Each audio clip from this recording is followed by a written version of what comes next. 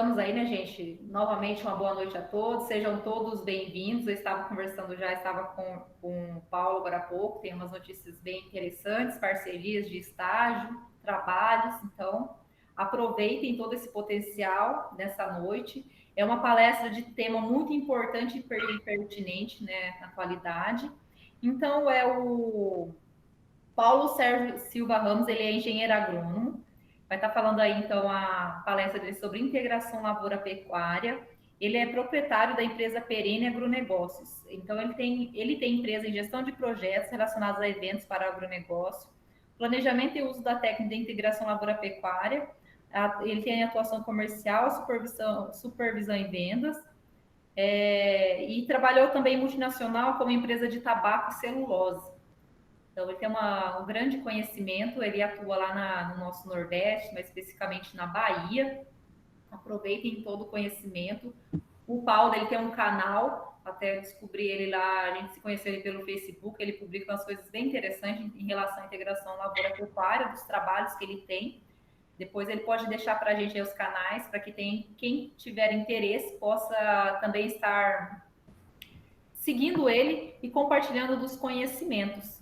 Então, agora eu passo a palavra para o Paulo. Eu agradeço já em nome da universidade, aqui da FACREI de Cornélio Procópio, pela disponibilidade dele de estar essa noite com a gente, passando um pouco do seu conhecimento sobre esse tema tão importante que estamos estudando aí na atualidade. Muito obrigada, Paulo, e seja bem-vindo. Ok. Muito obrigado também à Faculdade Cristo Rei, na pessoa da professora doutora Monique. É uma satisfação estar participando. E também agradecer as pessoas que estão nos acompanhando aí. É uma alegria estar discutindo com os colegas, né, pessoas que estão em formação aí, a questão da ILPF, né? E o objetivo nosso aqui não é estancar um assunto, não é trazer a verdade absoluta, pelo contrário, o que eu costumo dizer, e eu comentei isso com a professora Monique, a ideia é fazer sempre o que eu chamo de provocação mental, né? Fazê-los pensar sobre a questão do ILPF, como ajustar o ILPF para a realidade. Como a professora Monique falou, eu estou na ponta, né?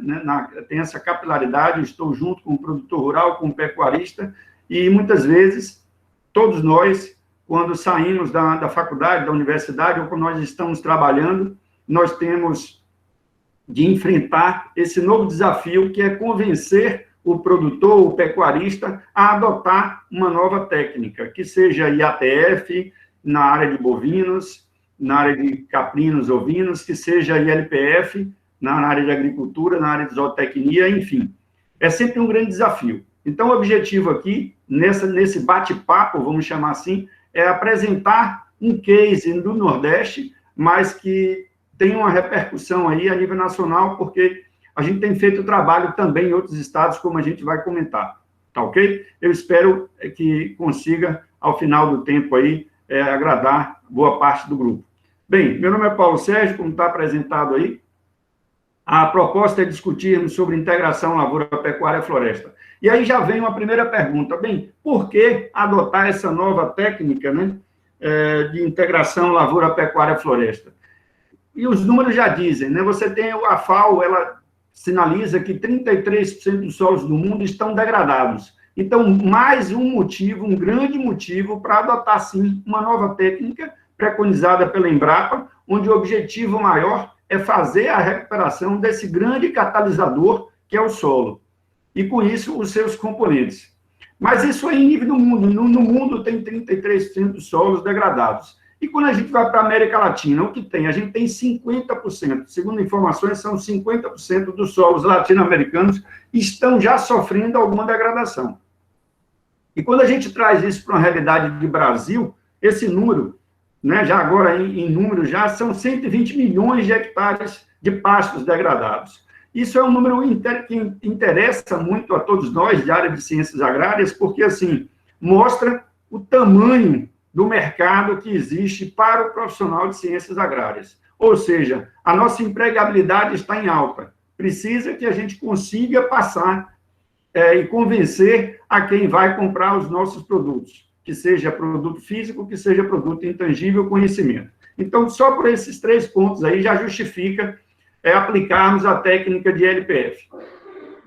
E uma coisa que é interessante, quando se fala sobre a técnica de LPF, alguns ainda acham que isso é novo, né? Está acontecendo agora. Mas, na verdade, quando você busca nos primórdios aí da agricultura, da pecuária, nós percebemos que é algo que já vem acontecendo há muitos anos. Está o exemplo escrito aí, para vocês que estão acompanhando, na abertura do Brasil, na descoberta do Brasil, os primeiros cultivos eram de tabaco, mandioca e esse gado que tinha vindo da Europa, né? Então, assim, usando a mesma modelagem da Europa.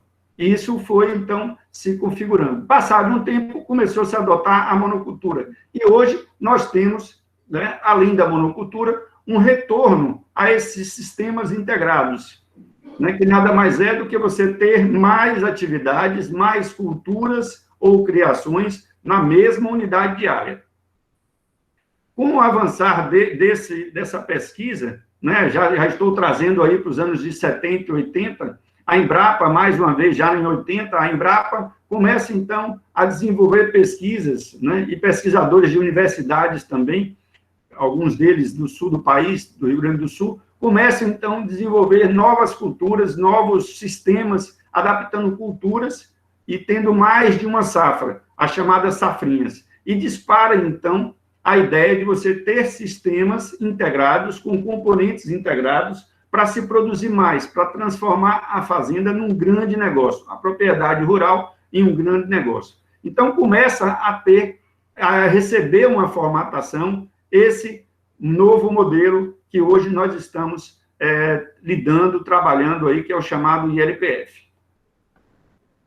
Bem, em que momento, né, você pode estar utilizando ou não ILPF? Eu tenho feito trabalhos nos estados do Mato Grosso do Sul e também estive há 3 anos atrás no interior de São Paulo, Presidente Prudente, perto de vocês aí, e nós acompanhamos trabalhos com várias culturas e vários tipos de criações, né? Tanto de bovinos quanto caprinos, ovinos e grandes culturas, soja, milho e o componente arbóreo. Então, assim, o ILPF, ele cabe em várias situações. E eu vou estar comentando, conversando sobre isso aqui com vocês. Bem, o ILPF, ele cabe bem onde você tem solos degradados, precisando, com a agricultura, precisando ser renovado, buscar a fertilização desse solo. E também no sentido contrário, onde você tem pastagens degradadas, com pecuária apresentando resultados baixos e precisando reverter essa situação. E ILPF cabe também. E aí, vamos voltar um pouco no tempo e falar sobre os primeiros sistemas que foram desenvolvidos. Nós temos aí o sistema Barreirão, foi um dos principais, que quando começou, era a ideia de usar o arado de Aiveca para incorporar o calcário, né, o gesso, a grandes profundidades e também levar as sementes do inso, das ervas daninhas, para camadas mais profundas. Tendo com isso uma economia, você tinha uma economia de herbicidas, da capina química, e, em paralelo, você também conseguia colocar os corretivos a uma profundidade interessante. Esse foi um dos primeiros do sistema Barreirão.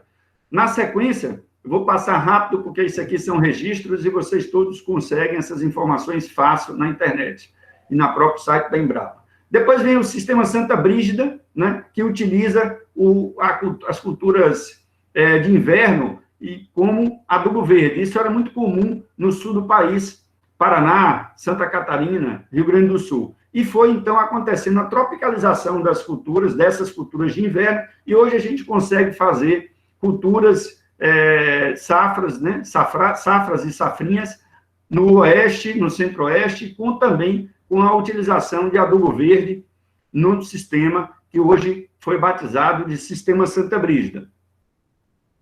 Tem também o Sistema Santa Fé, né, onde a gente utiliza a baixa movimentação do solo. Vou me apegar um pouco ao Sistema Santa Fé e vou apresentar um case aqui com resultado muito satisfatório, onde nós fizemos um trabalho no estado da Bahia, muito interessante com o Sistema Santa Fé, onde a ideia é utilizar a técnica de baixa movimentação do solo. E eu sugiro essa técnica porque, assim, antes de nós buscarmos falar de novas técnicas que aumentem os custos do produtor rural, do pecuarista, é preciso que a gente analise o quanto ele tem de estrutura para adotar uma determinada técnica. E essa técnica você reduz uma aração e uma gradagem. Lógico, é necessário, eu vou mostrar na sequência, analisar o perfil do solo. Quais as características do sistema ILPF? São essas que estão aqui na tela, não vou estar lendo todas, mas uma que eu me apego muito é o retorno técnico e financeiro, um dos primeiros que aparece aí. Por quê? Porque a técnica, ela dá, sim, um retorno financeiro extremamente satisfatório. O produtor, ele percebe que ele aplicando essa técnica de LP, sem a floresta a princípio, mas pode também colocar a floresta e deve, em algumas situações, você tem um retorno muito interessante, que é você renovar toda uma pastagem degradada, utilizando uma cultura como milho, como soja, como aipim, como mandioca, a depender das nossas regiões do país, desse nosso país continental, você consegue implantar, renovar a pastagem com um custo muito baixo, subsidiado pela cultura que você implantou. E o resto das técnicas que você conserva solo, você provoca a fertilidade do solo, você melhora a fertilidade do solo, você melhora a microbiota do solo, a química do solo, a aeração do solo. Então, são vários que eu não vou detalhar aqui agora, até para que sobre tempo para que a gente possa estar discutindo. Bem, esse é um exemplo claro da utilização da ILPF. Você tem a ILPF sendo aplicada em áreas de pasto, pastagens degradadas, e lembro do número que eu mostrei a vocês, são 120 milhões, e isso no Brasil, e isso não se restringe ao sul do país, ou ao centro-oeste, ou ao nordeste. Eu tenho viajado, e vocês também, com certeza, têm feito viagens, e a gente, infelizmente, consegue ver situações como está apresentando aqui nesta foto, né, nessa foto de cima, com pastos extremamente degradados. Então, aparece aqui a situação onde você pode implantar a cultura da soja, nesse caso aqui aparece como a soja, para fazer a recuperação de uma área degradada. Paulo Sérgio, precisa necessariamente que seja apenas a soja? Não, pode ser várias culturas e nós vamos citar. Eu tenho casos, por exemplo, eu acompanho casos no extremo sul da Bahia, quase divisa com o Espírito Santo, onde nós temos a cultura da melancia sendo utilizada para a recuperação de pastos, né? A melancia, ela tem um encaixe, um posicionamento muito bom comercialmente, porque ela é plantada no extremo sul da Bahia, e ela consegue chegar nos mercados do estado de Vitória, no Espírito Santo, e no Rio de Janeiro, com bastante rapidez em função da logística. Então, é um produto que se aplica bem à utilização do ILPF. Só aí eu já como mostrei a vocês o quanto é possível trabalhar com ILPF com várias culturas. Mas pode acontecer também, e vem acontecendo, né, no Mato Grosso do Sul, Mato Grosso, Centro-Oeste, eu acompanho áreas, aqui também no oeste da Bahia, eu acompanho áreas onde nós temos a cultura da soja se mostrando extremamente eficiente economicamente, mas chega um momento que ela passa, como aqui no oeste da Bahia, ela passa um entre-safra, um período de veranico, que ela não resistiria. Então, aí você entra com o cultivo de gramíneas, né, as braquiárias comumente usadas, para você colocar a pecuária. E isso aumenta a sustentabilidade, o caixa da empresa. E isso é extremamente interessante. E também você percebe que, nesse caso, especificamente usando a pecuária, você aumenta também a empregabilidade, e isso é uma notícia boa para todos nós, né? Inclusive para a turma que está vindo aí, formando, a questão do emprego da pecuária nas áreas de agricultura, ou seja, cria-se um espaço para o mercado de zootecnia. Bem, e quando se fala de LPF, não é? Porque é muito comum nós nos apegarmos, e se você fizer uma pergunta ao produtor rural, ao pecuarista, qual o componente que você tem no seu sistema? a maioria deles, infelizmente, só consegue ver um componente. Ou ele acha que ele produz só o gado, ou o carneiro, né, ou o caprino, o bubalino, mas, na verdade, ele tem, e com alguns ainda consegue entender o componente solo ou o componente forrageiro. Mas, na verdade, quando nós estamos falando do sistema ILPF, é interessante que você já comece a abrir a sua mente e ter uma visão sistêmica dos vários componentes que nós temos. Eu vou estar citando aqui os principais, que é o solo, as forrageiras, animais e os animais. E aí vem uma primeira pergunta, né? E é fundamental, aqui a gente tem dois colegas que trabalham na nossa equipe, né? Técnicos agrícolas, fazendo a retirada da análise do solo. Então, assim, é muito importante você ter a leitura da fertilidade do solo. E, infelizmente, eu faço um desafio positivo para vocês que assistem. Vocês, ao chegar a uma propriedade rural, né, marquem aí 10 propriedades e peçam a esses donos dessas áreas a última análise de solo. Infelizmente, os poucos que apresentam, essas análises têm mais de 5 anos. Quando tem? Não digo grandes agropecuárias, no médio e pequeno. Então, assim, é fundamental que a gente conheça essa fertilidade do solo. Esse é o componente solo, né? E aí eu trago esse exemplo aqui. É muito comum falar, Paulo Sérgio, em que situação o ILPF cabe, né? Você tem aqui a camada de matéria morta, né? E isso é muito interessante, a cobertura do solo que o ILPF provoca, ele traz, como diminui o impacto da gota da chuva sobre o solo. Isso é extremamente interessante para a questão de solos. E uma pergunta muito comum é, Paulo, me diga uma coisa, os meus solos são solos argilosos, arenosos, cabe o ILPF? Claro que cabe. Vale a pena destacar que essa foto em especial que vocês estão vendo aqui, que destaca 5% de argila, e essa foto aqui é em uma fazenda na microrregião de Presidente Prudente, onde eu passei uma semana fazendo um trabalho e registrei isso aqui, a menos de 200 quilômetros de vocês. E eu vou mostrar um caso, esse aqui é com 5% de argila, e eu vou trazer um caso para vocês aqui, em solos pesados, com altíssimo percentual de argila, solos de massa P, né, conhecidos como solos de massa P, onde nós utilizamos a integração lavoura-pecuária com um resultado super satisfatório, inclusive utilizando a técnica de baixa movimentação de solo.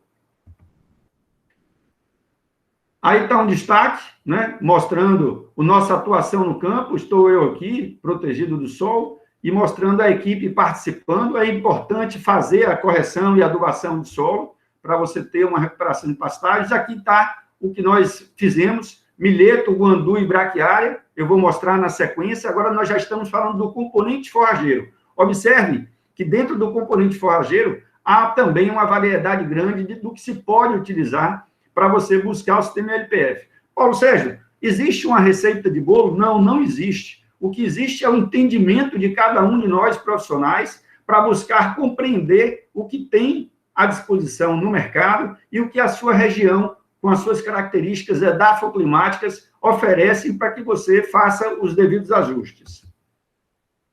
E aí, o componente animal, que faz parte também, é um catalisador, ele é um catalisador importante, porque se nós observarmos, ele faz, o pastejo dele é onde ele quer, né? Por mais que a gente faça um bom sistema de manejo de pastagem, mas ele circula muito, o animal circula, e ele acaba levando o estrume também, os seus dejetos, para as áreas onde ele resolve deixar os estrumes. E isso você precisa, então, compreender e trazer essa realidade para todo o sistema.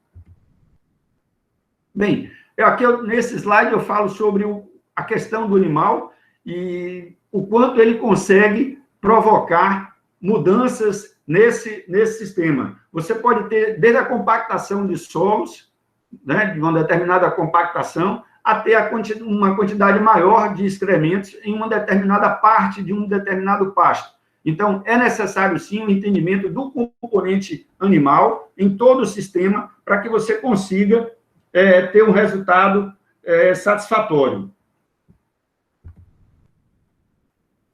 Continuando. Essa foto ainda também é na microrregião de Presidente Prudente, onde a gente começa agora a mostrar para vocês o componente arbóreo. Nesse caso específico, nós estamos mostrando aí, o componente arbóreo foi escolhido, foi o eucalipto. mas eu vou provocar uma discussão aqui a respeito do componente arbóreo, que eu acho que é muito válido para todos nós, como profissionais de ciências agrárias. E um deles, quando a gente fala de componente arbóreo, são esses 5 itens aí que são importantíssimos para que você recomende um componente arbóreo para participar de um sistema de LPF. Você tem formação da copa, você conhece a formação da copa, do que você está indicando, você conhece a densidade da copa, passagem de luz para a forrageira. Existe uma máxima e um achismo de muitas pessoas que acham que, a depender do componente arbóreo, o eucalipto, por exemplo, vai enfraquecer o braquiário, as folhas vão ficar finas, ou da forrageira. Isso não acontece, isso é mito, não acontece, né? Isso é um achismo, desculpem, isso é um achismo, e isso não é verdadeiro. Se bem feito, não traz problema algum. O tipo de fuste do componente arbóreo e o tipo de fruto é importante. Aí nós estamos mostrando que para você adotar um sistema de LPF, é necessário, está um destaque aqui de 2 plantadeiras, da aplicação da capina química, independente do seu tamanho, o LPF cabe, desde a pequena, média e grande propriedade. Então, assim, é importante que vocês entendam e busquem, antes de fazer uma recomendação de LPF, entendam e busquem como está realmente a estrutura de máquinas, eu chamo de parque de máquinas, da propriedade rural. É importante que você tenha essa consciência e saiba que o produtor rural, o pecuarista, ele terá necessariamente que investir, caso ele não tenha material suficiente, máquina suficiente para fazer. Então, a princípio, pode não ser algo barato para ele iniciar. E é necessário você ter essa avaliação, esse critério, para só então você recomendar a técnica de LPF. Aqui, exemplos, né, de máquinas que você também precisa para a utilização de LPF, só para apresentar. E aqui nós já temos, eu começo então a mostrar as fotos do case aqui que nós temos na Bahia. É interessante dizer que eu costumo brincar nos meus bate-papos, nas nossas palestras, eu costumo dizer que essas fotos, esses registros fotográficos, eles têm CEP. O que eu quero dizer com isso? Essas fazendas, nós que produzimos essas fotos, não é de Google, né, imagens, essas fazendas, inclusive, estão abertas à visitação. Aí está um detalhe da planta do guandu crescendo no meio do braquiária. E aí pode surgir uma pergunta, Paulo Sérgio, no caso do guandu, escolhido aí para ser um dos componentes forrageiros, quanto tempo ele leva? Bem, a depender do manejo que você ofereça no pasto, ele pode passar de 1 ano e meio, o que não é muito fácil, porque nós hoje temos as capinas químicas, o uso dos herbicidas. Então, a depender da aplicação, você pode realmente ter uma eliminação, todo o guandu ser eliminado já no primeiro ano. Mas mesmo assim, como foi o nosso caso aqui, o guandu ele chegou a quase 1 ano e meio, algumas plantas, mas mesmo assim ele tem um efeito extremamente positivo. Por quê? Porque ele rompe as camadas adensadas e compactadas do solo, camadas mais profundas, além de fixar nitrogênio. E também serve como um auxiliar para os animais na parte forrageira. Isso é muito interessante. Aí continua o exemplo. Nesse caso específico, nós utilizamos braquiária, milheto e guandu. Essas são fotos do local onde nós fizemos. Observem que toda a planta cresceu muito bem. Essa foto de cima, onde está aqui, né, antes do primeiro pastejo, vale a pena dizer que essa área foi pastejada por 2 vezes, o milheto, deu 2 cortes, muito interessante. E a planta do milheto chega na altura da sela do cavalo, dessa pessoa aqui. Aqui nós temos o gerente da fazenda, um engenheiro agrônomo, um colega nosso que trabalha também na Perino. Então, nós temos aqui uma situação extremamente favorável. Detalhe, essa área, nós utilizamos a técnica de baixa movimentação de solo. O pecuarista ele queria fazer aração e gradagem. Nós apresentamos, então, a técnica de baixa movimentação de solo, onde não há necessidade de se fazer aragem e gradagem. Só que, assim, pode surgir uma pergunta. Paulo Sérgio, mas se o solo estiver compactado? Bem, nesse caso, você, então, precisa usar o implemento antes.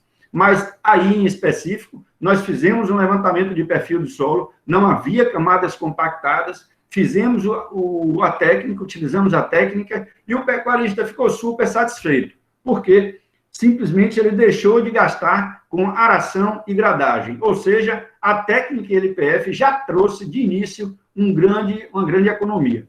E poderia ter trazido mais caso ele optasse por fazer silagem com milheto. Ele não optou porque a própria fazenda também não tem estrutura de máquinas para fazer silo, para fazer silagem. Então, ele optou por deixar os animais pastarem nessa área, né? Esses materiais são produzidos por nós, esses registros fotográficos, né? Quando eu costumo dizer, tem CEP, brincando, né? Então, assim, aí é um outro detalhe que o milheto, ele rebrotou, teve um segundo pastejo, um resultado muito interessante. Primeiro pastejo com 52 dias. É interessante, eu vou fazer uma observação aqui. O próprio gerente da fazenda, acostumado a fazer plantios do capim com aração e gradagem, né, onde muitas vezes o solo fica pulverizado, várias vezes de grade. Então, ele observou, palavras dele, ele falava: Paulo Sérgio, eu percebo que o capim, quando novo, ele está bem fixado no chão, né? Porque ele pegava com as mãos assim e tentava, por exemplo, arrancar algumas plantas e, com uma certa resistência, ele não conseguia. Em paralelo a isso, ele cita que, com o sistema tradicional, ele conseguia arrancar fácil algumas mudas de capim. Então, isso mostrou para ele que o resultado era muito satisfatório. E aí vocês estão vendo o rebrote aí do milheto. Mais uma foto, um destaque da altura que o milheto ficou, material muito bom, né? E vale a pena muito o uso da técnica. Essa área é onde eu falo de solos extremamente pesados, solos de massa P, com um resultado muito significativo. Agora nós temos aí o sistema Santa Fé, onde nós utilizamos o milho, né? Aqui já é uma região leste da Bahia, onde nós utilizamos para recuperação de pastagens o milho, e nesse caso aí, nessa fazenda em especial, nós fizemos a silagem, porque nessa fazenda há uma estrutura para fazer a silagem. Então, é interessante, percebam que é interessante essa possibilidade de, além de fazer a recuperação de pasto, né, você gerar alimento para a propriedade, para os animais. Isso se mostra interessante, muito interessante, porque, segundo a Embrapa, a maioria das fazendas brasileiras não tem reserva estratégica alimentar, né? Os últimos dados de pesquisa mostram que apenas 4% das fazendas brasileiras têm reserva estratégica alimentar, que seja silagem, que seja feno, né? Isso, o último levantamento que foi feito. Então, assim, é necessário que o produtor rural, que o pecuarista, que nós, colegas de ciências agrárias, a gente passe a recomendar cada vez mais a utilização de reserva de estratégica alimentar.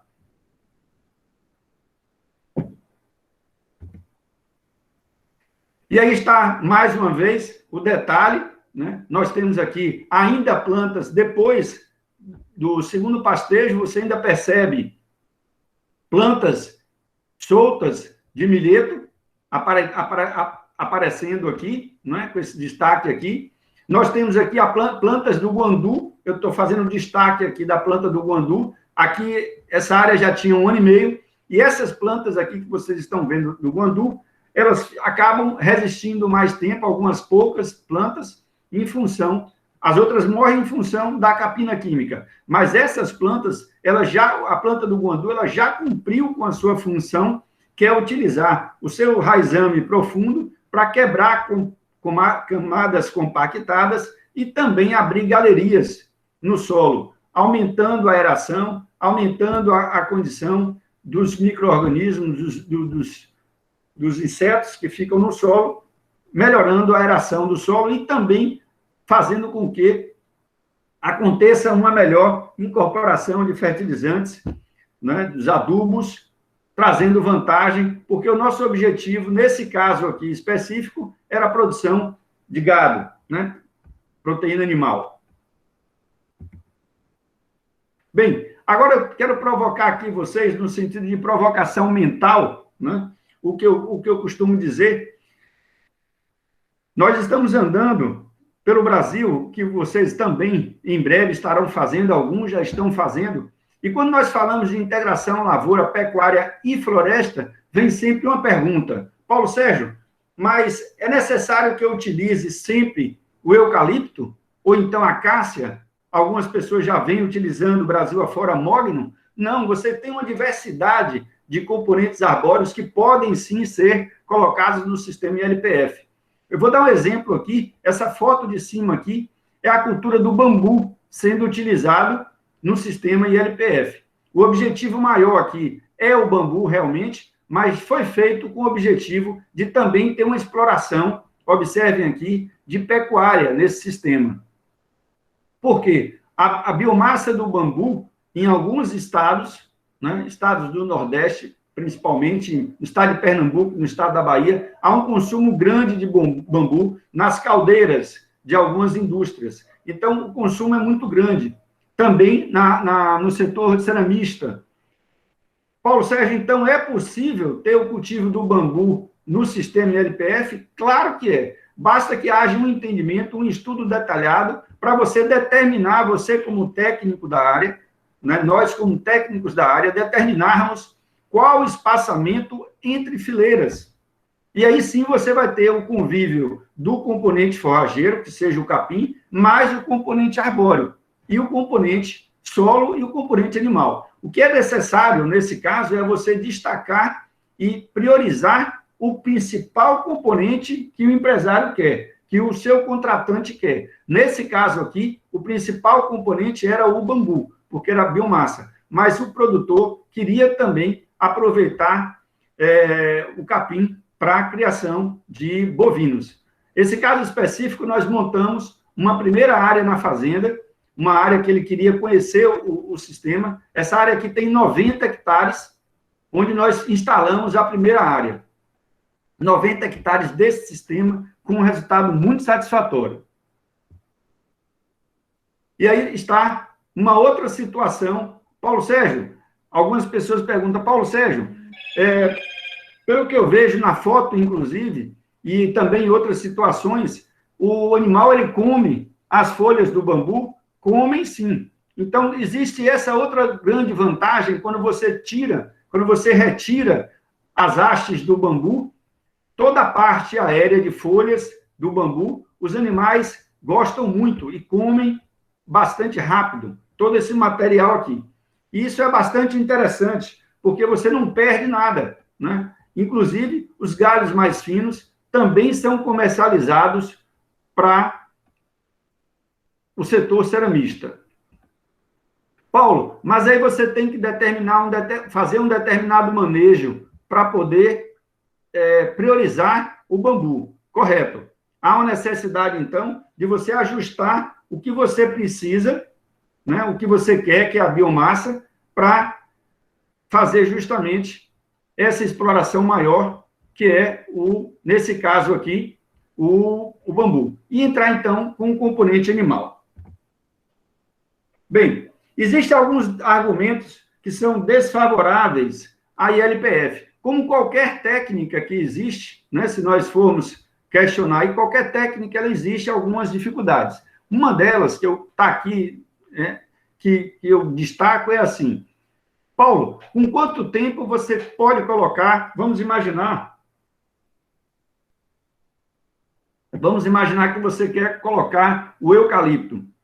Com quanto tempo você pode colocar os animais na área de novo? Bem, considerando, e eu não estou aqui trazendo receita de bolo, mas, no geral, com 18 meses, você pode entrar com os animais. É interessante que você coloque os animais leves, com categoria de peso leve, animais jovens, para que não haja também impacto sobre as árvores existentes. Uma outra informação importante, caso você queira assim gravar e levar isso para o campo e acompanhar, é com um DAP, as plantas com DAP acima de 9 a 10 centímetros de DAP. Então, isso aí, você já pode entrar com os animais. Paulo, isso vai, para você atingir um DAP de 10 9 a 10 centímetros, leva 1 ano e meio? Depende, né? Nós estamos falando de agricultura, nós estamos falando de uma indústria a céu aberto, que isso varia em função de vários componentes, várias situações, como o tempo, o clima, a chuva, fertilidade do solo, praga ou não, material que foi plantado. Então, há uma variação muito grande. Uma outra coisa que chama atenção, se os animais sentirem falta do componente forrageiro, provavelmente alguns animais eles vão procurar as cascas da planta do eucalipto. E isso é ruim, porque ele chega a matar algumas plantas. E como os animais eles têm o hábito de seguir os outros, né, gregário e tal, então o que acontece? Um começa a morder a casca do eucalipto, os outros também acabam acompanhando e fazendo o mesmo, levando à morte algumas plantas aí do eucalipto. Paulo, mas me diga, você falou em relação a possibilidades de integração lavoura-pecuária-floresta. Aí está um exemplo de integração lavoura-pecuária, né? Nós temos esse exemplo aí no sudoeste do estado da Bahia, isso já acontece também no estado de Pernambuco, no estado do Ceará, onde vocês percebam aí, né? Deixa eu ver se eu consigo mostrar aqui. Vocês estão vendo aí, acredito, a cerca com o fio elétrico, a cerca elétrica sobre a palma, né? Sobre a palma, onde as faixas estão cultivadas e a colheita da palma, nesse caso, ela é feita pelo animal. Isso diminui bastante o gasto, a despesa com mão de obra. Isso é muito interessante. Um dos desenvolvedores desta técnica é o Luciano, o zootecnista Luciano, que foi moldando essa técnica e hoje é uma técnica de sucesso no Nordeste. E aí aparece mais uma opção de integração lavoura-pecuária. Você pode ter nessas entrelinhas a cultura do milho, a cultura da mandioca, a cultura do amendoim, a depender, e sempre observando o que eu gosto de chamar a atenção, sempre observando o mercado. Vamos estar atentos ao mercado. É muito comum se perguntar, Paulo, eu vou plantar eucalipto como componente arbóreo. E aí você pergunta, qual a finalidade desse componente arbóreo eucalipto? Você quer ele para serraria ou você quer ele para biomassa? A partir dessa pergunta, você vai definir qual material vegetal que você vai plantar e se você deve realmente optar pelo eucalipto. Existem casos onde o eucalipto, quando adultos, no momento da colheita, não tem comercialização. E aí eu faço a pergunta, você vai vender para quem depois? Né? Então, é importante que tenha essa clareza aí. Outro exemplo interessante, né? Esse aqui é um exemplo muito bom. Essa foto é registrada no Ceará, onde a gente tem isso aqui. Um componente arbóreo, né? A teca. Você tem outros componentes, como o mogno, a depender da região, né? Regiões frias, onde chove um pouco mais, áreas de serra, onde você tem aí o ovinos com o componente arbóreo. Pode ser mogno, pode ser teca, pode ser acácia, enfim. E eu quero destacar aqui, nesse momento que a gente está falando de componente arbóreo, eu gostaria que vocês depois pesquisassem. Nós temos um caso de sucesso, que é a espécie baru. A espécie baru é uma castanha que está sendo muito utilizada no centro-oeste. Até então, era derrubado para implantar pastos. E com o passar do tempo, as pessoas perceberam que o baru ele poderia ser, sim, aproveitado como uma castanha para servir em restaurantes, alimentação natural, e hoje ele está sendo priorizado. Então, Paulo, podemos, sim, nos desapegar em relação ao eucalipto? Lógico, o objetivo é esse, é como eu falei, é uma provocação mental, não ficarmos amarrados, engessados a um único sistema, a um único componente. Vou dar um outro exemplo. Para quem conhece o Centro-Oeste, o piqui, a planta do piqui, um alto consumo no Centro-Oeste, um mercado crescente, aberto, então é possível, sim, aplicar e utilizar o piqui. Outro exemplo, agora no Nordeste, nós temos o licuri, ou oricuri, que é feito um óleo maravilhoso, inclusive tanto de uso na gastronomia, quanto um óleo fino, utilizado em cosméticos.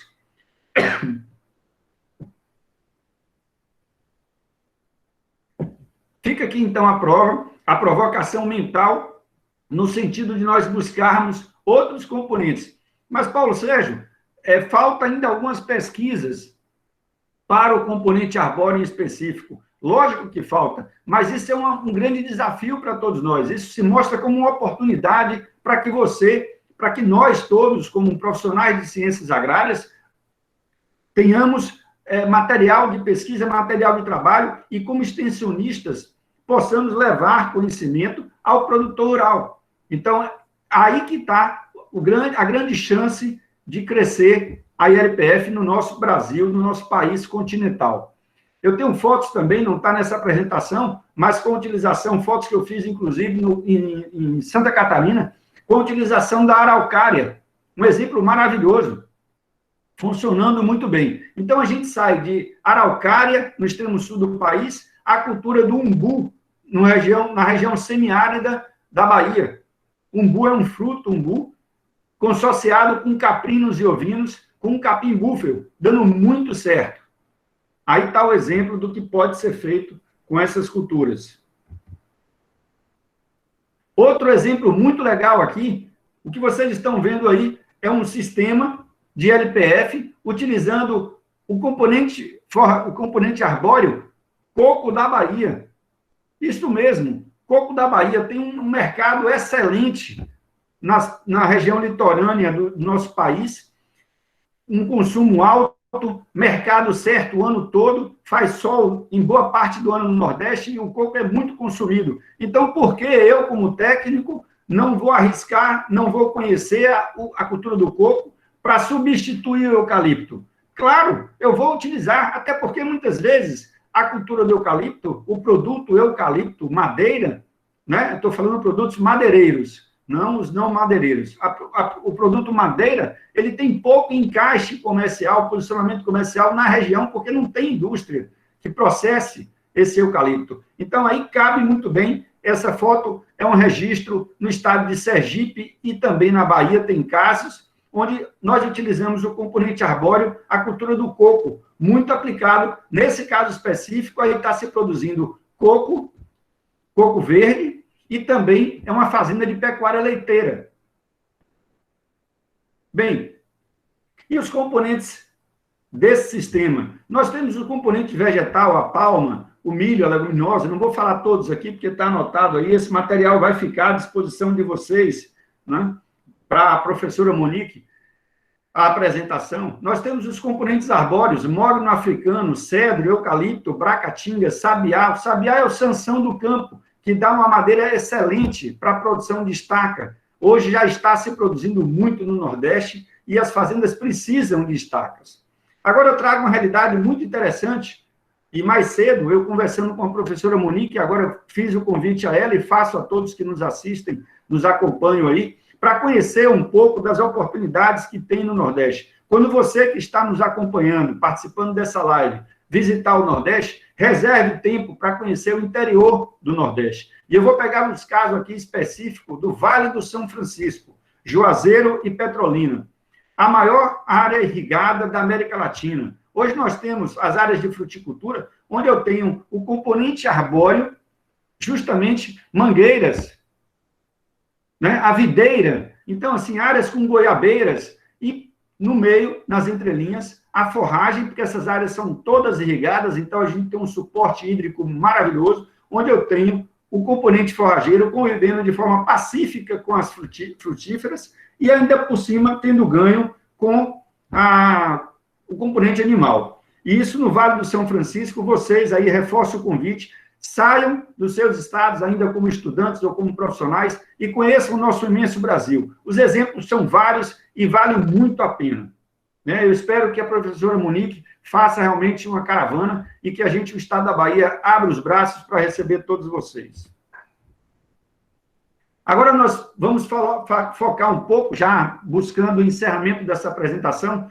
Caso vocês se interessem também, eu quero chamar a atenção aqui para algumas espécies locais, onde tem um potencial enorme. Nós vamos falar, por exemplo, da mangaba, no leste do nosso Brasil, na área costeira, na parte do Nordeste. Nós temos também a mangaba, nós temos também o piqui já foi citado, né? O babaçu, no norte, eu morei no estado do Maranhão, em Balsas, divisa com sul do Maranhão, em Balsas, e nós tínhamos o babaçu em toda a região, e hoje é explorado também como um componente arbóreo. Aí está um exemplo, né?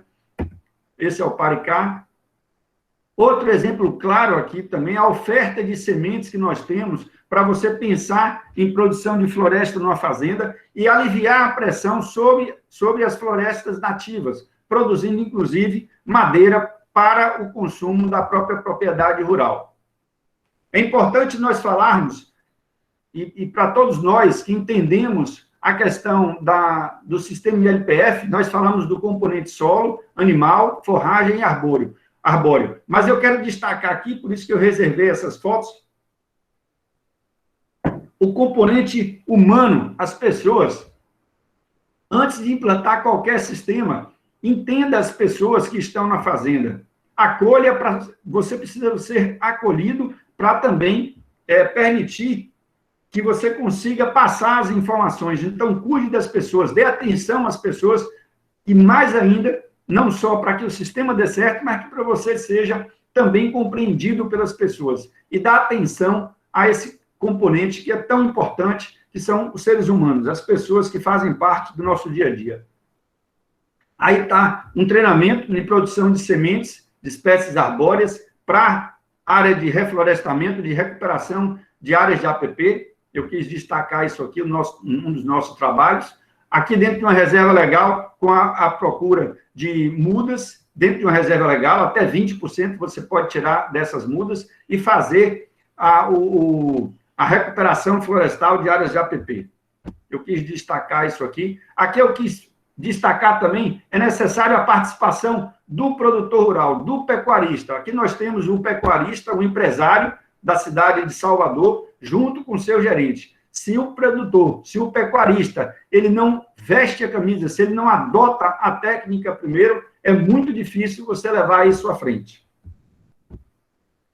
Aqui está um destaque das mudas coletadas no campo. Aqui a gente tem um destaque do viveiro dentro da própria, próximo da área de reserva legal, que nós chamamos de viveiro modelo Cabruca, com custo baixíssimo em produção de mudas dentro da própria propriedade rural, sem que a gente precise comprar mudas fora. É muito comum você ouvir produtor rural, pecuarista procurando mudas para comprar, quando na verdade você tem área e material para produzir.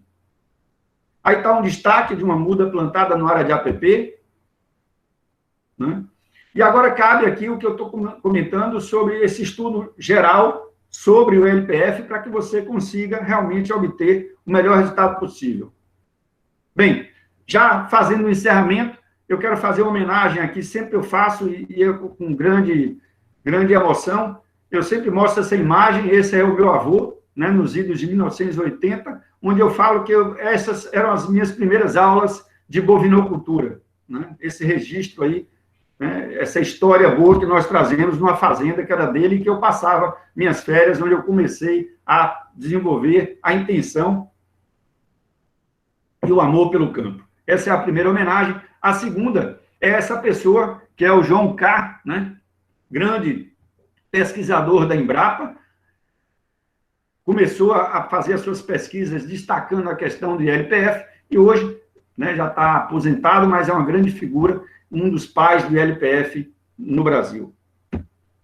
Bem, a apresentação é essa daqui, está aí o endereço tanto do Facebook quanto do Instagram, né, caso vocês tenham interesse, está aí para que possam acompanhar, ok? Vamos voltar aqui.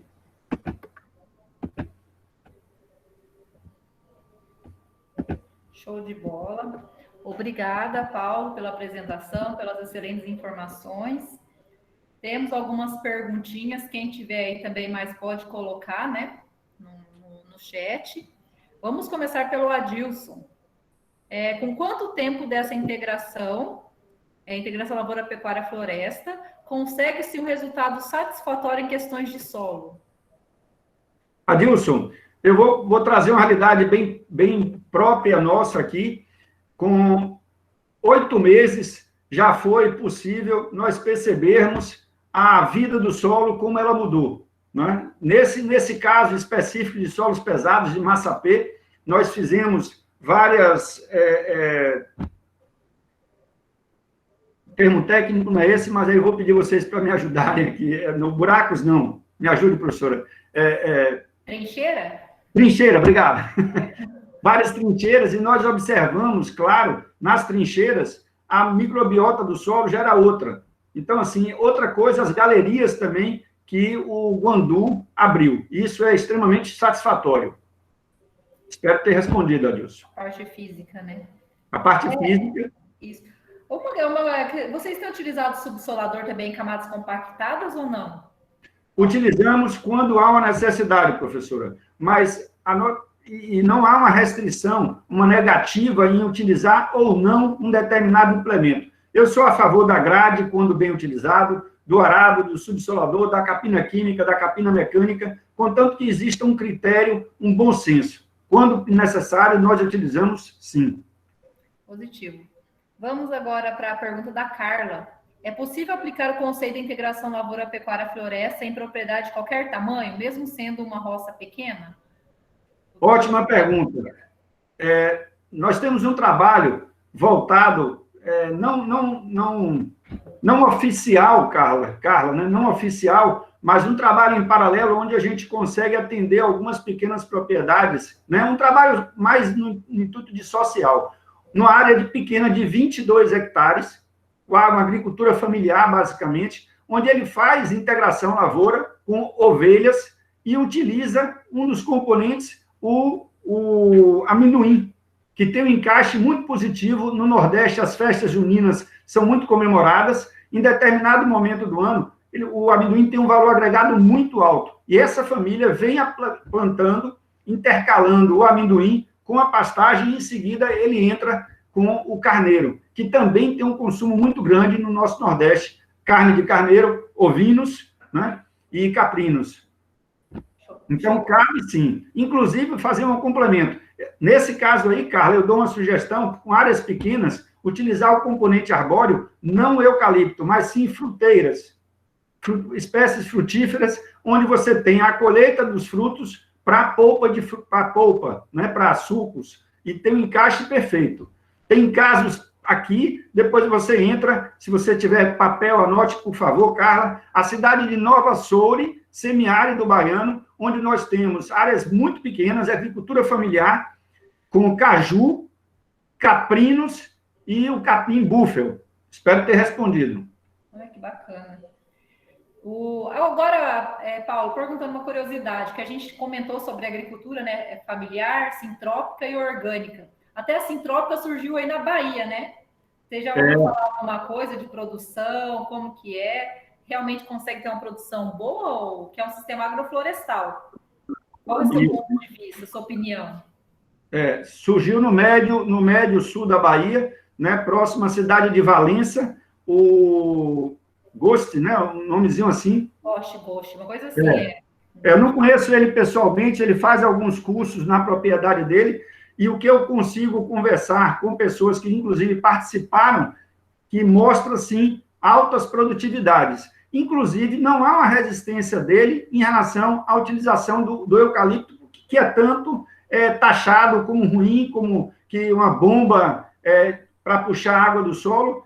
É uma bomba quando você faz monocultura, como qualquer cultura. Se você tem uma monocultura da manga, também você vai ter um consumo hídrico alto. Mas, no caso dele, ele bota algumas plantas soltas de eucalipto que servem para madeira. E ele tem conseguido, basicamente, em fruticultura, no caso dele lá, na região de Tuberá. Agora eu lembrei o nome da cidade. Vocês depois pesquisem. Onde ele tem o cravo da Índia, né? Um produto muito consumido no nosso país como especiaria. Ele tem cravo, ele tem canela, ele tem o próprio cacau, a banana. Tem uma empresa chilena que se instalou no sul da Bahia para fazer chips de banana da terra. Ela é colhida verde e processada. Então, nesse sistema agroflorestal, eu não conheço o caso dele específico, mas conheço uma escola rural, onde, inclusive, eu já dei palestra, onde tem sistemas agroflorestais funcionando muito bem, inclusive melhorando a vida das pessoas envolvidas. Sim, eu sou totalmente a favor. Uma coisa que eu fiquei assim, porque você, se você conhecia, porque ele não trabalha com adubação, né? Só capina e poda no sistema, então Sim. não adiciona. Daí eu fiquei meio curiosa para saber da situação. Ele entra com alguns produtos de reação lenta, né? Algumas rochas com reação lenta. Tipo rochagem, né? Isso ele faz. Pó de rocha foi o que foi comentado ontem, gente. O Éder, com que frequência é sugerida a reanálise de solo na área de cultivo? Olá, Éder, boa noite. O Éder, eu costumo dizer que aí é uma necessidade de cada propriedade. Se você tem, por exemplo, nós temos casos que eu acompanho no oeste da Bahia, onde é feita anualmente. Mas, Paulo, anualmente há uma necessidade, claro, meu amigo, quanto custa a análise de solo completa? A depender do laboratório, é menos dos que R$ 100. E o que ela passa para você, nós estamos diante de uma doutora de solos aqui, a professora Monique. Então, assim, e para você conseguir fazer qualquer intervenção em uma propriedade, é preciso que você conheça o solo que você está trabalhando. Então, a minha sugestão, se você consegue fazer anualmente, faça, meu amigo. É muito importante. Isso é Pastagem barato perante os outros custos que a gente vai ter. Muito barato. áreas de pastagens, de fazendas que atendem, que nós atendemos, anualmente é feito. Você tocou num assunto agora, pastagem, porque se a gente pegar aquela região, principalmente de Presidente Prudente, o que acontece? É difícil colocar na cabeça do produtor que ele tem que melhorar a pastagem dele, até as principais áreas degradadas que se tem no Brasil, acho que no nível mundial, é proveniente das pastagens. Então a gente sabe que a melhoria a gente tem que melhorar para ter automaticamente uma maior produção. E como tem sido esse trabalho de vocês para colocar na cabeça do produtor e que ele tem que adubar a pastagem dele? Ok. Antes de responder, eu não sei se eu vou conseguir mostrar a vocês aqui. Isso aqui é uma embalagem de um produto comercial Baru. Quem puder anotar, depois anote aí. Produzido é um componente arbóreo que está sendo produzido no Centro-Oeste, é uma espécie nativa brasileira com encaixe muito bom, inclusive na Europa. Apresentação muito boa, como registro. Vamos lá. Uma sugestão para os que querem convencer o produtor, o pecuarista, a implantar um sistema de integração lavoura-pecuária e fazer a adubação de pastagem, sugira a começar. Tem alguns colegas que brincam comigo. Paulo é o engenheiro agrônomo garçom, tudo dele é 10%. Não faça mais do que 10% na sua propriedade. Se você for numa propriedade de pecuária, é provável que você tenha uma quantidade mínima de implementos, de plantadeira. Então, seja razoável, tenha a sua percepção. Faça 10%, faça 15% da área e inclua, coloque ele para plantar milho. O milho dá uma resposta extremamente positiva. Aí você faz o semeio do capim nas entrelinhas. Sai um milho maravilhoso. O milho tem um encaixe comercial perfeito em vários lugares. Ele pode ser comercializado verde. Eu viajo, eu chego em Goiânia, eu como milho verde. Eu vou no interior de São Paulo, eu como milho verde. Eu vou em Santa Catarina, tem nas gôndolas de supermercado. No Nordeste, então você tem fácil saída. Ele já gosta. A partir daí, você coloca o capim e vem um capim maravilhoso e o adubo, ele vai ser pago com a cultura do milho. E detalhe, Paulo, eu não quero comercializar milho verde. Não tem problema, você faz silagem. Paulo, eu não quero fazer silagem, eu quero fazer grão úmido. Você espera secar e transforma e serve para o animal. É um resultado maravilhoso. Fazendo em 10% a 15%, a fazenda não vai se estrangular em termos de operações agrícolas e você convence ele mais fácil. Essa é uma prática que a gente vem adotando. Positivo. O que ontem foi comentado também, tem que ver para crer, né? Nós temos que mostrar para o produtor. É muito interessante essa parte. Tem 2 trabalhos muito, muito bons lá da região que a gente fez, lá na região de Presidente Prudente, mais específico em rancharia, e com relação à pastagem e integração aí lavoura-pecuária.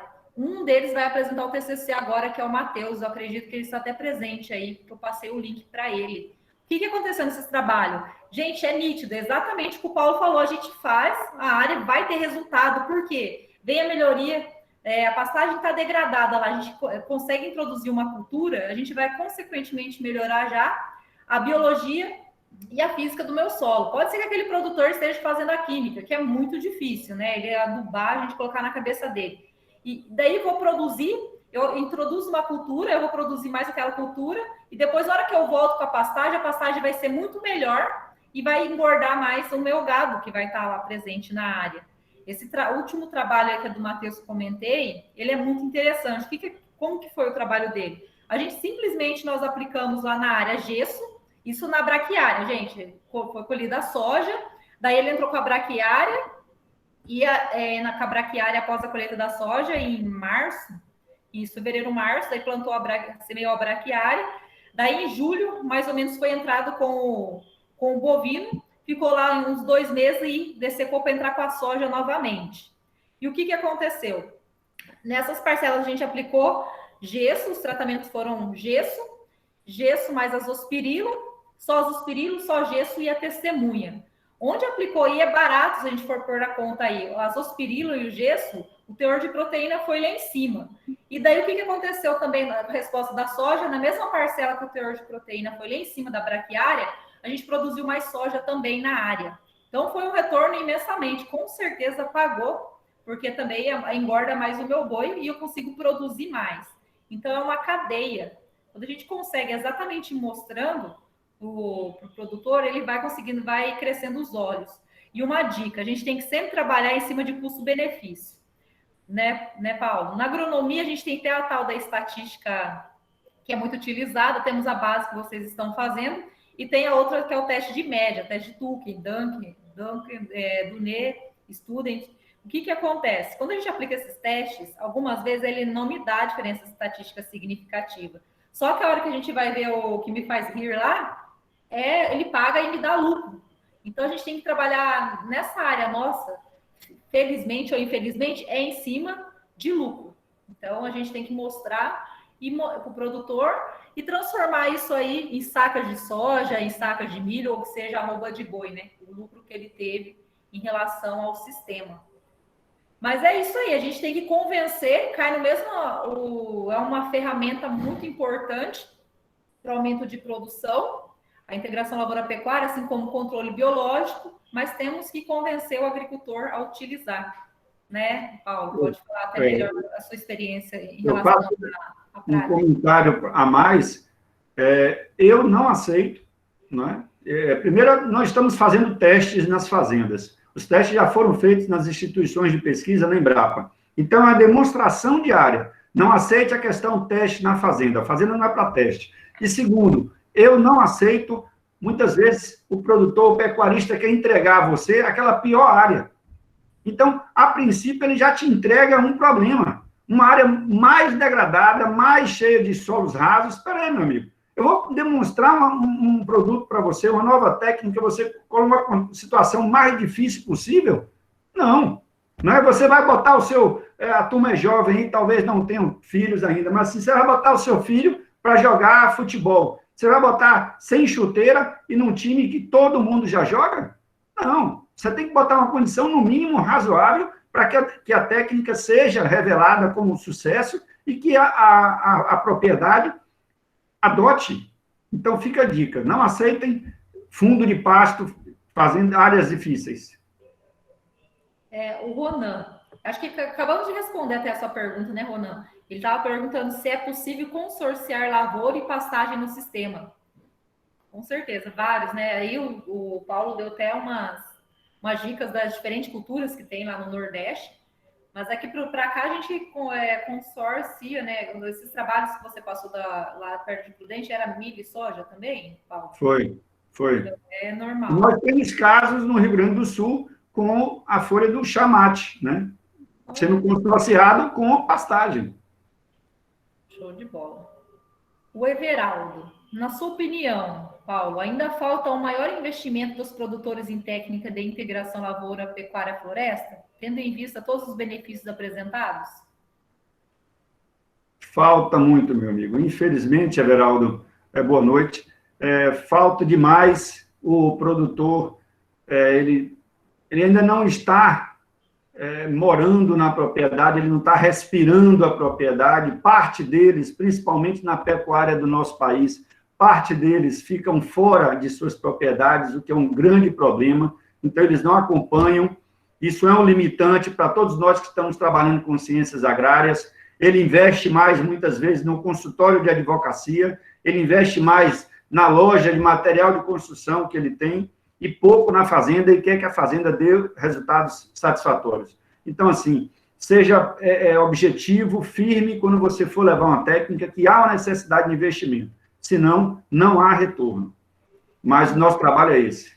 Se você puder comentar com eles até um pouquinho da agricultura de baixo carbono, foi até criado, né, essa prática aí, mas parece que não pegou muito, né, Paulo? Que vendia carbono lá e a planta e foi logo que começou a sair essa divulgação desse sistema, na verdade.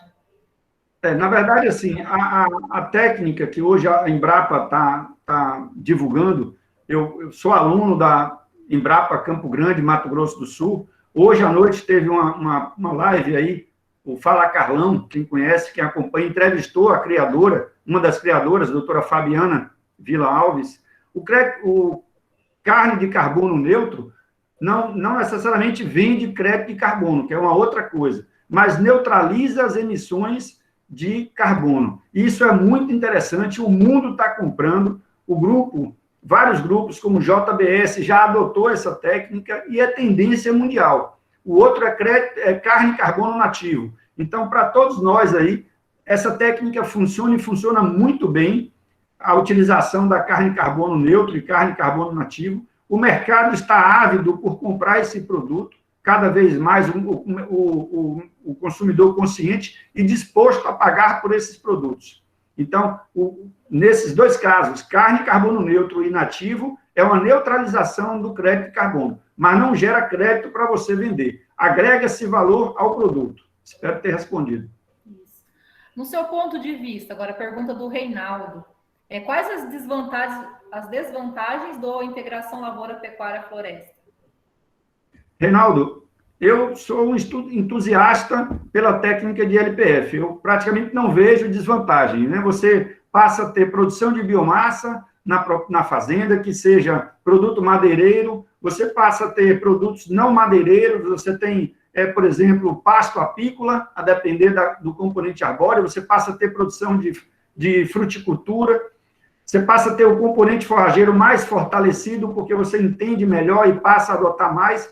O bem-estar animal, ele passa a ter, se você tem animais de reprodução, mais crias por ano, então só vantagens. Agora, se você me perguntar, Paulo, quais são as dificuldades de implantação, aí sim. Então, a gente tem dificuldade de parte de máquinas no nosso país. As fazendas praticamente não têm máquinas. Observem que eu não estou falando da área de grãos. Eu estou falando da pecuária para entrar no sistema LPF. Então, há preciso uma atualização em termos de máquina. Existe um problema a ser solucionado, é colocar na cabeça do produtor e do pecuarista que ele plantando imagine, você planta entre linhas, fileiras de eucalipto ou qualquer outro componente arbóreo que seja teca, mogno, cedro ou mangueira. Você vai ter que esperar no mínimo 18 meses para entrar com gado ali. E ele vai falar assim, mas essa área, quem vai me pagar? Porque onde é que eu vou botar o gado? Aí, mais um motivo para você não começar com 10% a 20%. Comece com um número razoável, começar com 10% a 20% no máximo, para que haja uma adequação da propriedade. Não há desvantagens da ILPF. O que existe é um aceitar do produtor para uma nova gestão da propriedade. Pode acreditar nisso. O Éder, ele comenta aqui, para fazer o sistema de LPF, é necessário fazer em toda a área ou em pontos estratégicos? Éder, boa noite. Eu começo fazendo sempre em pontos estratégicos. E áreas que são para mostrar ao produtor, para capacitar a equipe da fazenda, evite fazer em fundo de pasto. Precisa ser locais visíveis, de fácil acesso, onde a comunidade da fazenda, as pessoas que trabalham na fazenda, circulem com frequência. Eles começam, então, a passar para você os resultados positivos que estão observando. É impressionante. Eu sugiro, inclusive, saiam, né, não conheço a realidade de vocês, mas saiam das salas de aula, visitem campos, que vocês vão ficar impressionados como a equipe da fazenda, eu tenho casos aqui, que quando eu chego, aí, doutor Paulo Sérgio, vamos aumentar a área da fazenda, porque está dando muito certo. Eles começam a comprar a técnica. Positivo. O Paulo, ele pergunta sobre a preparação das mudas, se elas são retiradas dos subbosques, das florestas e relocadas do B de saquinhos para ser plantadas nas áreas de APP ou RPPN. Ok, meu xará aí, boa noite, xará. Nós temos um trabalho forte de restauração florestal aqui, muito legal, inclusive vocês podem acompanhar no Facebook as últimas postagens. Nós fazemos postagens todas as terças-feiras dos nossos trabalhos, então vão até o Facebook, o Instagram, vocês vão ver lá, inclusive fala sobre isso. Até 20% dentro de uma reserva legal, você pode coletar as mudas que estão lá, até 20%, com muito cuidado, sem quebrar a raiz pivotante, tirando o máximo de torrão possível para ser produzido, para esse material ser colocado em viveiros, que sejam viveiros simples, do tipo cabruca, próximo da floresta, ou viveiros maiores. Vocês vão ver exemplos lá no Facebook de um caso que a gente mostra, e dá muito certo, tanto para a área de APP, quanto aumentar a área de reserva legal, e nós estamos começando um trabalho muito legal no estado de Alagoas, em breve, onde a gente vai fazer corredores ecológicos em algumas fazendas, e com resultados aqui obtidos no nosso estado muito satisfatórios. Além do que, você pode comprar sementes no mercado e produzir com a própria fazenda, dentro da própria fazenda. Em uma das fotos que nós mostramos no final, eu mostrei ali o treinamento de você retirar sementes de frutos carnosos, né? Tem os frutos secos e os frutos carnosos, retirando a polpa, secando a sombra, guardar sempre ou em sacolas de papel ou caixas pequenas, e você faz o plantio. Tem fazendas aqui, que, um caso específico aqui, nós já passamos de 4.200 mudas plantadas sem comprar, isso em 4 anos, sem comprar nenhuma muda fora. E volto a dizer, as minhas informações aqui, as minhas fotos, têm CEP. Um dia que você resolver curtir Praia do Forte, Morro de São Paulo, tire um tempinho e faça uma visita no interior, que a gente leva vocês até lá, e vocês vão ver o depoimento dos próprios gerentes de fazendas. Show. Aproveitando ainda a outra pergunta do Paulo, ele pergunta se vocês têm algum trabalho com estilosante nessas áreas de integração.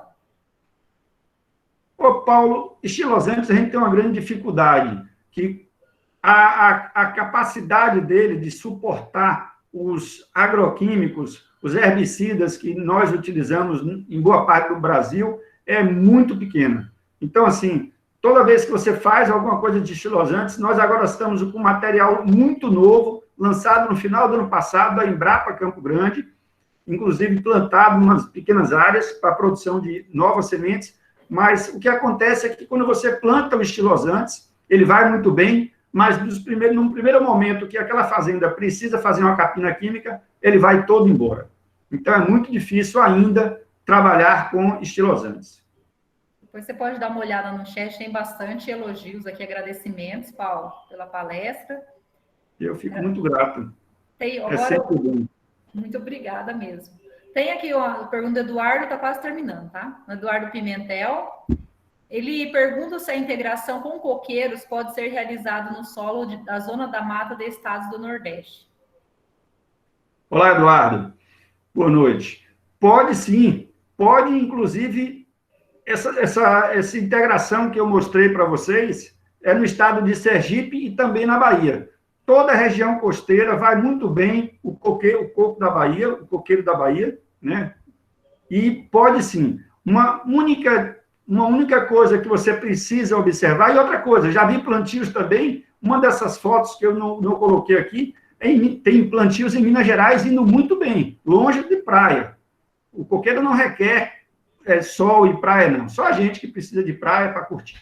Mas, assim, o coqueiro quer fertilidade de solo, o coqueiro quer boa irrigação, um bom manejo. O que você vai entender como produtor rural, como pecuarista, é importante para qualquer situação. Qual o objetivo dele? O principal objetivo dele é produzir água de coco, coco verde para atender o mercado, a indústria, a massa do coco, ou você produzir, que seja, nesse caso aí que eu mostrei, a pecuária de leite. Então, tem que ter sempre, no sistema ILPF, tem que ter sempre um componente maior, eleito como maior. E daí você vai ajustar, porque aí você vai perguntar, Paulo Sérgio, Mas qual o tamanho em metros da faixa? Depende. Se ele prioriza o gado de leite, eu aumento as faixas. Se ele prioriza a produção de coco, eu aperto a faixa para produzir mais coco. Mas dá perfeito e tem casos aqui de sucesso. Aí você pode fazer uma outra pergunta. Paulo, eu sei que a Embrapa vem desenvolvendo, eu estou falando rápido, gente. Se for o caso, vocês me avisem que eu falo mais devagar.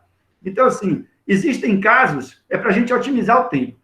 Paulo, mas tem o coqueiro ou não? Como é que fica se eu tenho um coqueiro ou não para o componente animal? Meu amigo, se você tem animal, por exemplo, pecuária leiteira, com Jersey, no coqueiro ou não, você pode ter problemas com os animais, eles vão evitar transitar. Em algum momento, eles vão ficar se chocando com as palhas do coqueiro. Lógico, se você botou uma faixa muito apertada, vai dar problema.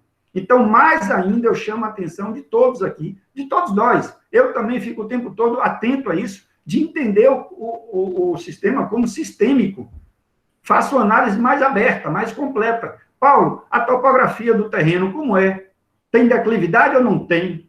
Como é a facilidade dos animais? Eu vou pegar, imaginem, fechem os olhos vocês, imaginem um coqueiro ou não, com os animais, um rebanho de Jersey, transitando no coqueiral. Então, daí você tem que começar a pensar em como você vai dispor essas fileiras do coqueiro para você ajustar. Mas dá certo e muito. E todos os dois produtos, principalmente coco, no Nordeste, tem um encaixe maravilhoso no comércio. Espero ter respondido. Fabrício, ele pergunta... piada. O Fabrício pergunta aqui, eu acho que meio que já respondemos até, mas vamos lá. E como demonstrar ao agricultor adotar a integração lavoura-pecuária, se ele não utiliza a arborização nem o animal como prioridade? E por cima, dificilmente deixa a mecanização para a descompactação do solo. É uma agricultura convencional, no caso, né? Vamos pegar, então, vou trazer um exemplo vivido. É complicado, né, numa situação dessa, mas vou dar um exemplo que eu vivi na região onde, depois vocês procuram no mapa, não é tão perto, Balsas, Maranhão. Ou então você já deve, com certeza, já deve ter ouvido, escutado, porque são grandes estudiosos aí, autodidatas. A região, novo território Matopiba. Anotaram? Matopiba, ou o novo território Cealba, começado com S, Sergipe, Alagoas e Bahia, Matopiba, Maranhão, Tocantins, Piauí e Bahia. Nós tivemos casos desses, onde o produtor só tem monocultura, ele assim, parecido com o Monique, com esses olhos bonitos assim, e gauchão, onde só quer plantar o soja, não é a soja não, é o soja, e não quer mudar. Então, assim, você leva essa condição para ele, só que ele é agricultor, ele tem uma vantagem diferente, infelizmente, do pecuarista brasileiro. Ele admite tecnologia para a agricultura. E aí você começa, nesse caso, você usa o Braquiária rusisiense. Quem quiser anotar, anota isso aí para começar. Ele dá uma arrancada fantástica, não tem facilidade de ser dessecado. Com qualquer, você falou o nome dessecante, ele já está morrendo. E aí forma uma camada de palha muito boa sobre o solo. Meu amigo, se ele tem, por exemplo, como a gente pegou em Balsas do Maranhão, produtores com 4 mil hectares. Lá o pedaço pequeno, não sei os módulos fiscais de vocês, mas 4 mil, lá é pequeno, em Balsas do Maranhão. Aí você tira uma área para fazer de 400 hectares. Ele se apaixona, no outro ano, ele já quer fazer nos 4 mil. Você fala, calma, meu amigo, ele precisa ter tecnologia para isso. Quando você consegue fazer essa área demonstrativa, lembrem-se, nunca fala em área de experimentar, demonstração. Não é pesquisa dentro da fazenda. Ele vai adotar, pode ter certeza. Exatamente. Vocês já viram uma palestra que eu passei os benefícios do material orgânico, né? Deixa eu me permita fazer um comentário. Agora não dá por causa da pandemia, ninguém pode viajar, essa coisa toda, agora que está melhorando. Mas nas próximas viagens de vocês, além das praias aí de São Paulo, Santa Catarina, Fortaleza, Canoa Quebrada, você reserve uma semana e viaje pelo interior, nesses polos agrícolas, que seja Centro-Oeste, Campo Grande, Goiânia, no entorno, Rio Verde, Tocantins, né, o próprio Pará, o interior de São Paulo também, para que você tenha ciência, calce uma botina e passe uma semana rodando, que tudo isso que a gente está discutindo aqui entre nós, colegas, vai se consolidar. Perfeito, Paulo. Então, sem deixar de vir à Bahia, né? Isso, com certeza. Eu sou suspeita de falar do Nordeste, eu adoro. Gente, mais alguma pergunta? Tem vários, então, agradecimentos, elogios. Muito obrigada, Paulo, pela disponibilidade, passar um pouco do seu conhecimento para a gente, fortalecer essa parceria. Foi ele, já fez para a gente aí, falou, né, passou o convite do mesmo recíproco, deixa aqui também o convite do Norte do Paraná aberto, para que a gente possa fazer as parcerias, os trabalhos e os intercâmbios. E é isso, gente. Muito obrigada, Paulo, novamente, em nome de todos os alunos da faculdade, da direção, por aceitar o convite. E como que nós estamos fazendo? Não estamos de forma presencial para dar uma salva de palmas, o nosso agradecimento é na forma de foto, no final. A Daiane já vai posicionar, Paulo, para tirar uma foto para a gente deixar registrado essa primeira semana da agronomia, primeira turma, e a terceira palestra do nosso curso, né, da Semana da Agronomia, que foi a sua. Muito obrigada. E vamos todos aí posicionar, né, ligar a câmera, que a Daiane vai tirar uma foto como forma de agradecimento ao Paulo por estar presente conosco esta noite. Eu também, meu muito obrigado, professora, e espero ter contribuído com o conhecimento que a gente traz aí para dividir entre os colegas. Sem dúvidas. Muito, depois dá uma lida no chat para ver os elogios. Parabéns pela palestra. E, gente, passando aqui, eu já vou passar o link do sorteio, tá? Hoje temos sorteio de uma caneca térmica e um chapéu, para vocês irem preenchendo aí. Deixa eu vou copiar o link, vou passar no chat, mas primeiro vocês posicionem, abram as câmeras para a gente tirar a foto. Depois nós vamos fazer um intervalinho, para ter, consequentemente, a segunda palestra e a Tainara nessa noite. Vai, Daiane, todo mundo, câmera aberta, vamos posicionar? Avisa Isso. nós aí. Pessoal, liguem suas câmeras aí, ajeitem os cabelos. Vamos todo mundo.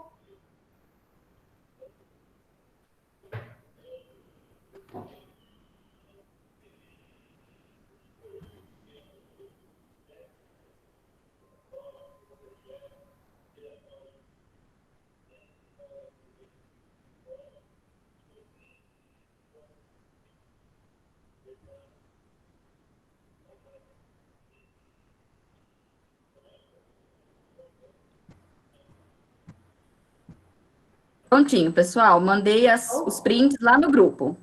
Fechou, então. Depois eu passo para o Paulo. Gente, encerramos, então, né, a nossa primeira palestra de hoje. Vamos dar um intervalo de 10 minutos para dar sequência na segunda palestra. Paulo, se quiser continuar com a gente presente, agora se tiver algum também compromisso, pode ficar à vontade, é o mesmo link. E muito obrigada. Tá ok. Um abraço, boa noite a todos. Fiquem com Deus. Amém. Fica com Deus.